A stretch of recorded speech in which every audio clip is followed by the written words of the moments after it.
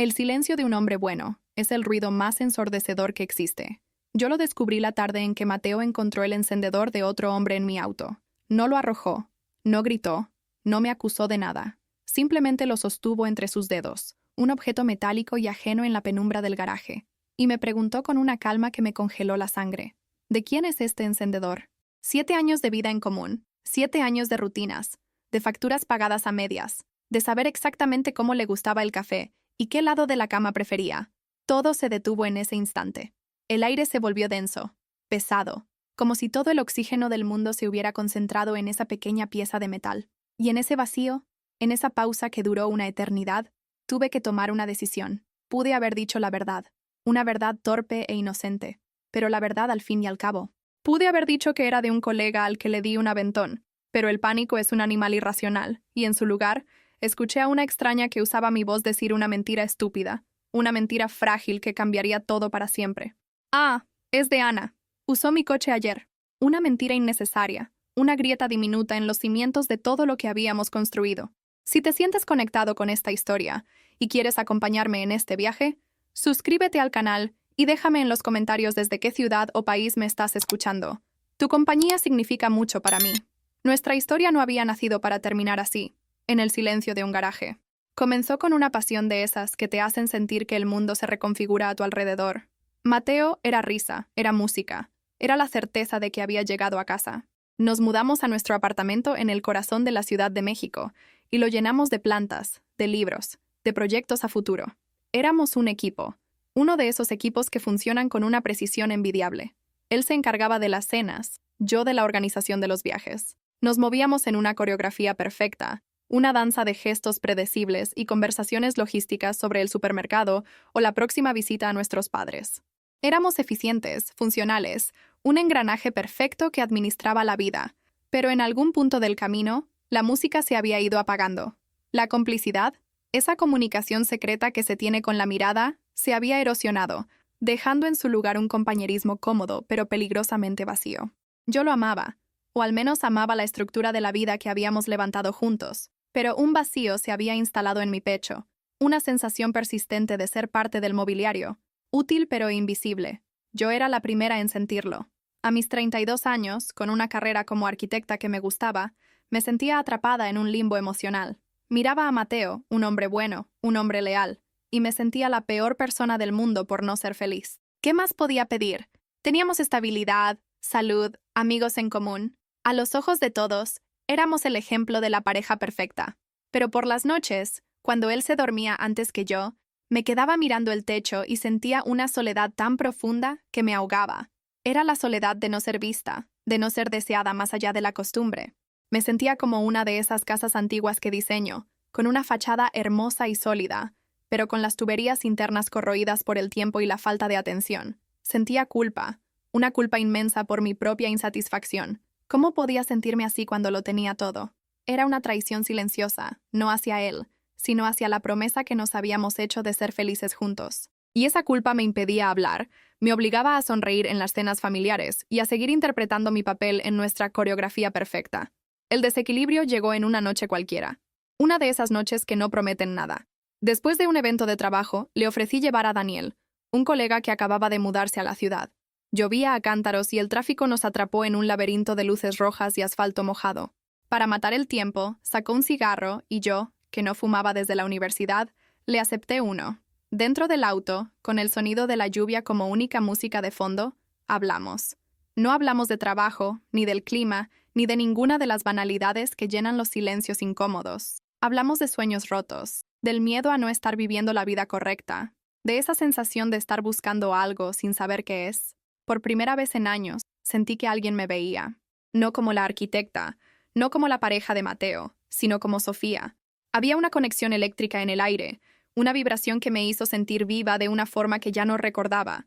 No pasó nada, no hubo un beso, ni siquiera un roce que fuera más allá de lo casual, pero cuando lo dejé en su casa, sentí que algo dentro de mí se había despertado. Y entonces, el error.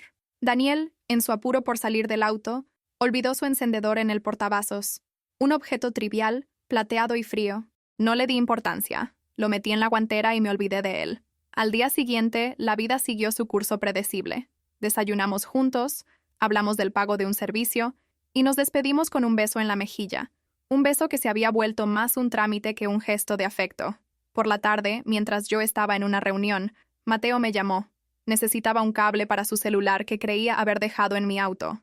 Le dije que buscara en la guantera, y ahí fue cuando el mundo se detuvo. Cuando llegué a casa, lo vi esperándome en la sala. No estaba enojado, no estaba alterado. Estaba quieto, con una expresión indescifrable, y en su mano sostenía el encendedor plateado. Lo levantó lentamente, y con una voz que no reconocí como la suya, una voz despojada de toda emoción, me hizo la pregunta que se convirtió en el epicentro de nuestro terremoto personal. ¿De quién es este encendedor? Fue en ese momento que el miedo me paralizó, y la cobardía eligió por mí. La mentira salió de mi boca antes de que pudiera detenerla. Es de Ana, dije, intentando que mi voz sonara casual. Ayer usó mi coche para hacer unas compras. Debió olvidarlo. Era una mentira torpe, improvisada, pero en mi pánico, me pareció la única salida posible. Mateo me conoce mejor que nadie. Conoce a todas mis amigas. Conoce sus historias, sus manías, sus vicios. Él sabe, mejor que yo, que Ana dejó de fumar hace 2 años después de una bronquitis terrible que casi la manda al hospital. Lo vi procesar la información. Vi cómo su mente conectaba los puntos y llegaba a la única conclusión posible. Yo estaba mintiendo, pero no me confrontó. No me dijo Ana no fuma.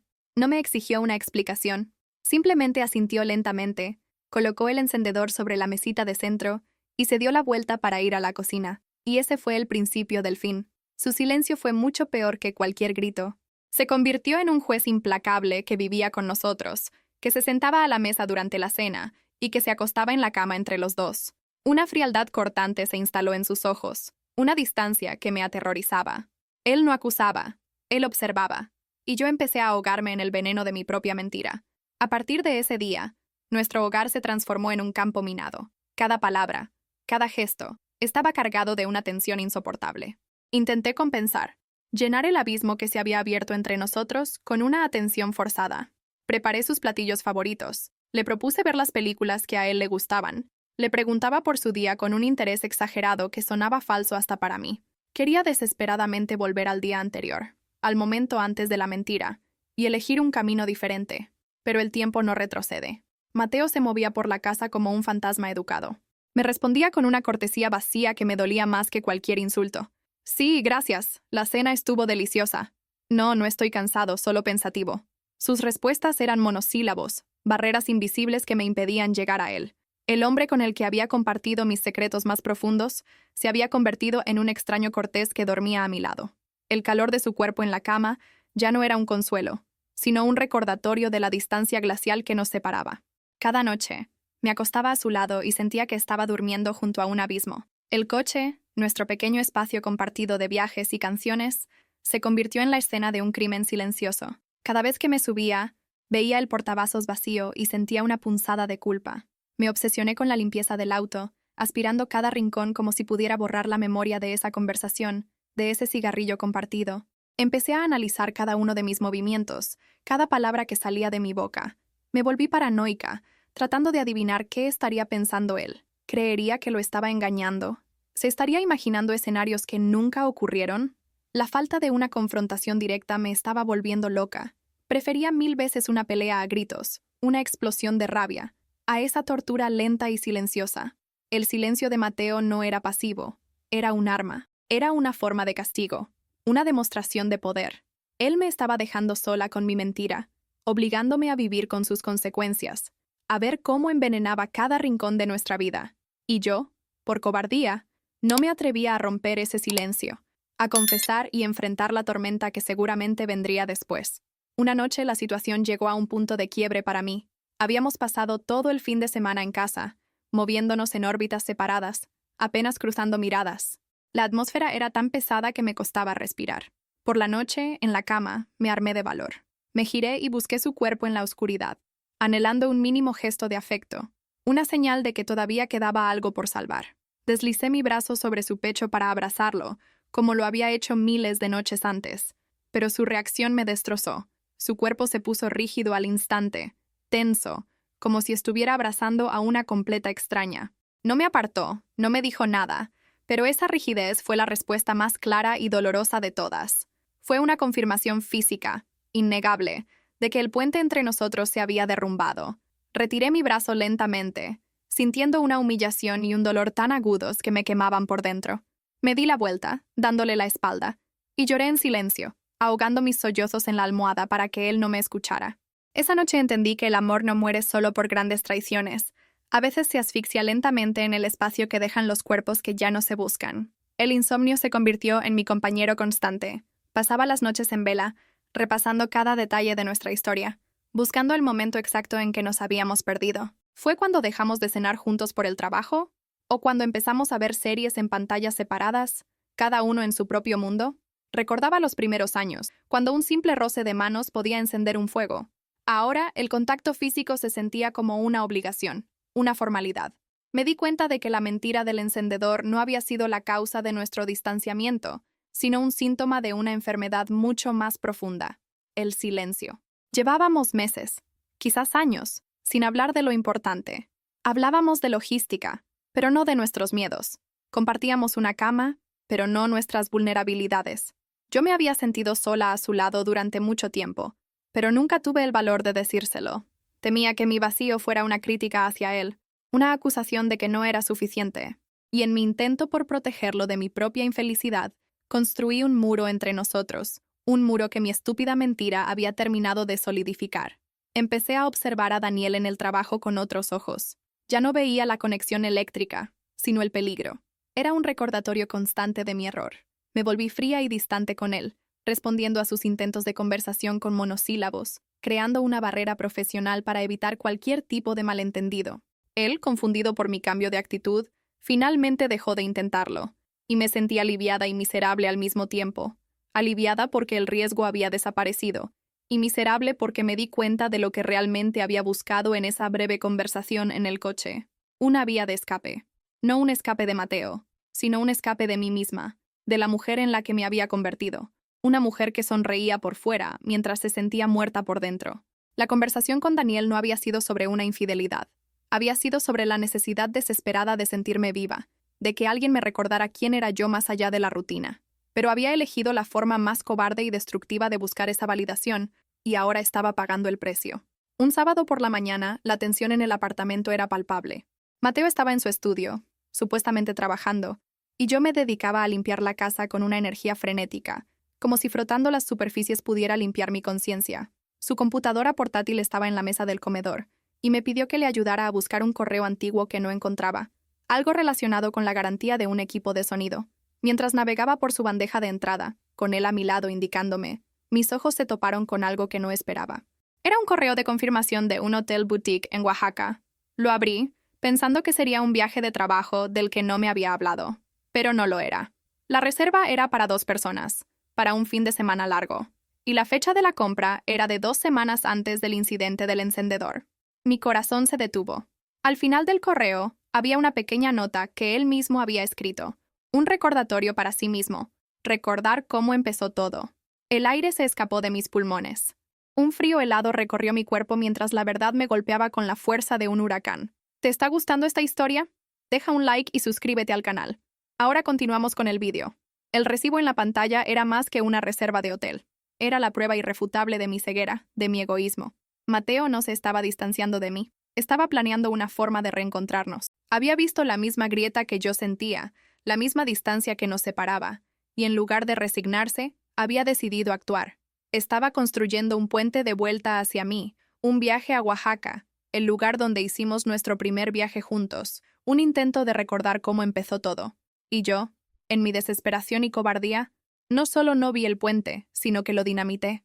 Mi mentira no había interrumpido un periodo de estancamiento. Había saboteado activamente un intento de rescate.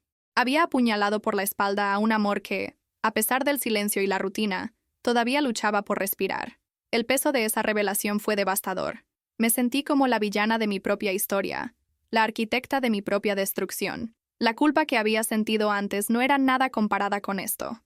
Era una culpa corrosiva, una que me quemaba desde adentro hacia afuera, dejándome vacía y rota.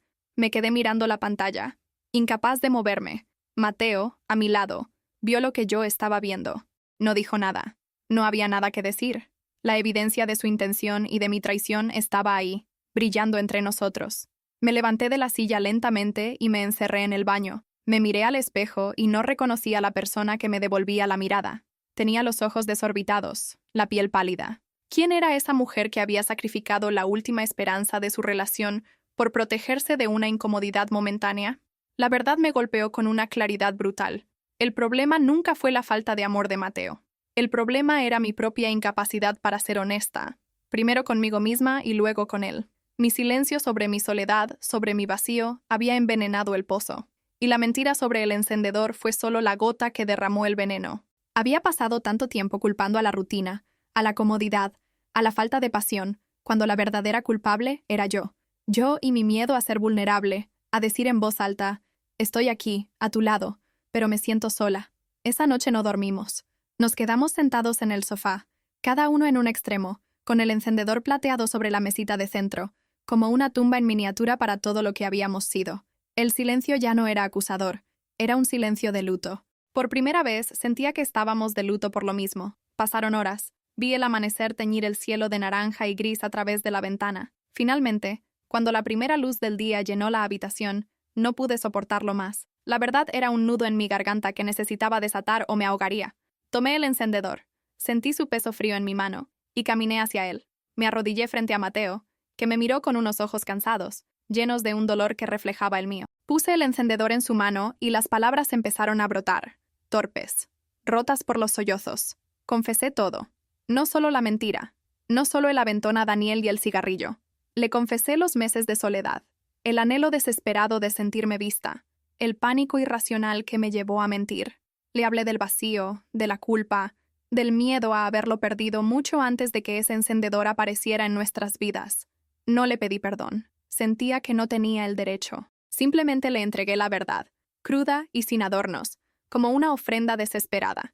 Lloré como no había llorado en años, un llanto que venía desde lo más profundo de mi ser, un llanto por todo lo que habíamos perdido, y por todo lo que yo había destruido.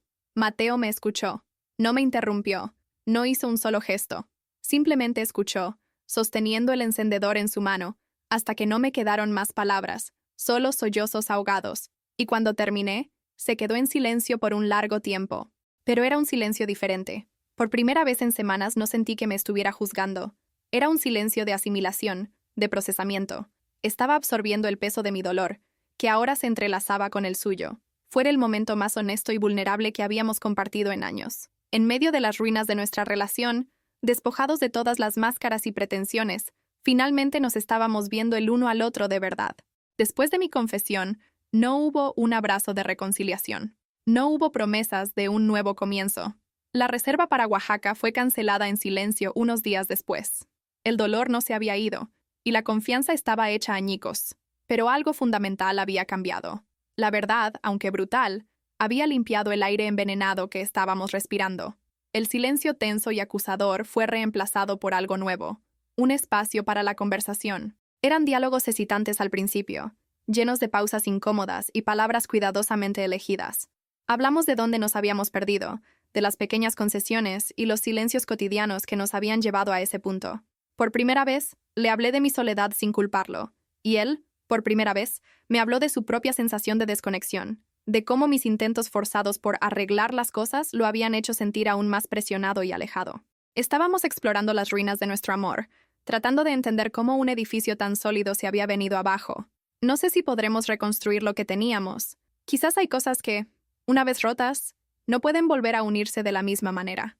O quizás, la versión de nosotros que existía antes de la mentira, ya no tenía futuro de todos modos. Lo que sé es que ahora, cuando hablamos, nos miramos a los ojos. La cortesía vacía ha desaparecido, reemplazada por una honestidad frágil y dolorosa. Algunas noches todavía dormimos dándonos la espalda, pero el espacio entre nosotros ya no se siente como un abismo, sino como un territorio en disputa, un lugar donde ambos estamos decidiendo si todavía tenemos la fuerza para luchar. Estamos aprendiendo a hablar un nuevo idioma, uno sin atajos ni suposiciones. Estamos de pie, juntos, observando la fractura expuesta de nuestra relación, decidiendo si vale la pena el doloroso proceso de colocar los huesos en su lugar, sabiendo que la cicatriz siempre permanecerá como un recordatorio. No es un final feliz, pero es un final real. Y por primera vez en mucho tiempo, se siente como una posibilidad. Una pequeña mentira, un objeto insignificante. Casi me cuesta el amor de mi vida. Pero me enseñó que el amor no muere por grandes explosiones, sino por el lento goteo del silencio y las verdades no dichas. La confianza es el suelo sobre el que se construye todo, y una vez que se envenena, la estructura entera se tambalea.